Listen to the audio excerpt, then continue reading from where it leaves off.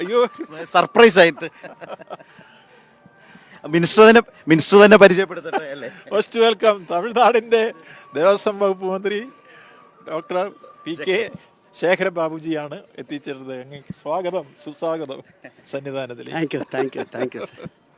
Okay, ಹಂಗೆ ಒಂದು ಕೊಡು. സ്വാമി ശരണം.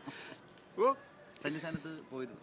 ഞാൻ ഇവിടെ சபரிமலைக்கு ஒரு 50 இயர்ஸ் மேலே வருது. 50 வருஷத்தில் 50 வருஷம் மேலே வருது. பல சன்னிதான அமைச்சரில் கண்டு இந்த சன்னிதான அமைச்சரை போல் சிம்பிளான நான் காணலை. இது ஒரு கிரேட் ஆப்பர்ச்சுனிட்டி, ஒரு கிரேட் சங்கமம் to Sabarimala. All the best.